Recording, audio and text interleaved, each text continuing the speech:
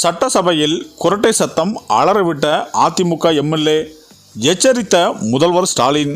அதாவது சென்னை தமிழக செயலகத்தில் தமிழக சட்டப்பேரவை கூட்டம் நேற்றும் இன்றும் நடைபெறுகிறது. அதாவது முதல் நாளான நேற்று சட்டப்பேரவை கூடியவுடன் மறைந்த சட்டமன்ற உறுப்பினர், கம்யூனிஸ்ட் கட்சியின் தேசிய பொதுச் செயலாளர் சீதாராமன், தொழிலதிபர் ரத்தன் டாடா, மூத்த பத்திரிகையாளர் முரசொலி செல்வம் ஆகியோர் மறைவிற்கு இரங்கல் தீர்மானம் கொண்டு வரப்பட்டது.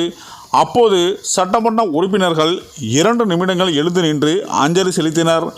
அதனைத் தொடர்ந்து கேள்வி நேரத்தில் சட்டமன்ற உறுப்பினர்கள் எழுப்பும் கேள்விகளுக்கும் துறை சார்ந்த அமைச்சர் பதில் அளித்தார். மேலும் சட்டமன்ற உறுப்பினர்களின் கேள்வியாலும் அதற்கு அமைச்சர்கள் கொடுத்த பதிலாலும் சட்டமன்றமே பரபரப்பாகவும் சபாநாயகரின் பேச்சால் கலகலப்பாகவும் இருந்த நிலையில் அதிமுக எம்எல்ஏ ஒருவர் எதையுமே கண்டு கொள்ளாமல் தூங்கிக் கொண்டிருந்த சம்பவம் பலரையும் ஆச்சரியத்தில் ஆழ்த்தியுள்ளது. முன்னாள் அமைச்சரான உடுமலை ராதாகிருஷ்ணன் தற்போது அந்த தொகுதியில் எம்எல்ஏவாக இருந்து வருகிறார்.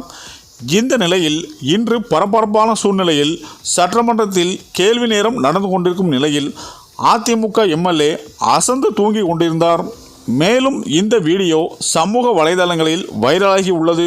மேலும் சட்டப்பேரவையில் நேற்று கொண்டு வரப்பட்ட 2 தீர்மானங்களையும் முன்மொழிந்து பேசிய முதலமைச்சர் ஸ்டாலின், நாட்டு மக்களை அச்சத்திலும் பதட்டத்திலும் வைக்கும் 2 முக்கிய பிரச்சனைகள் குறித்தும் தீர்மானங்கள் நிறைவேற்ற வேண்டிய நெருக்கடியான அரசியல் சூழ்நிலை ஏற்பட்டு இருக்கிறது.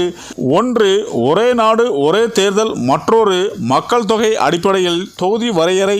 இந்த பிரச்சனை மக்களாட்சியை குலைக்கும் செயல் என்பதால் இதற்கெதிராக நாம் அனைவரும் ஒரே சேர குரல் கொடுக்க வேண்டிய கட்டாயத்தில் இருக்கிறோம்.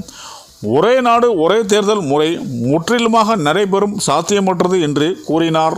இந்த நிலையில்தான் இவர் சட்டசபையில் தூங்கிக் கொண்டிருக்கும் போது முதல்வர் ஸ்டாலின் தான் இதை கவனித்து சபாநாயகரிடம் சொல்லி பின்னர் அவரை எழுப்பியதாகவும், சட்டப்பேரவையில் மக்கள் பிரச்சனை பேசுவதற்கான இடம்தான், சட்டசபையில் தூங்குவதற்கான பெட்ரூம் கிடையாது என்றும் முதல்வர் ஸ்டாலின் எச்சரித்ததாகவும் சொல்லப்படுகிறது. இதனால் எடப்பாடிக்கு இது பெரும் அவமானமாகவே மாறிவிட்டது.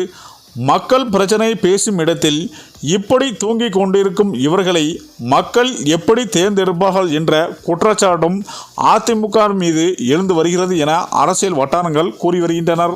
சரி, இந்த வீடியோ பற்றிய உங்கள் கருத்துக்களை கமெண்ட்டில் சொல்லுங்கள்.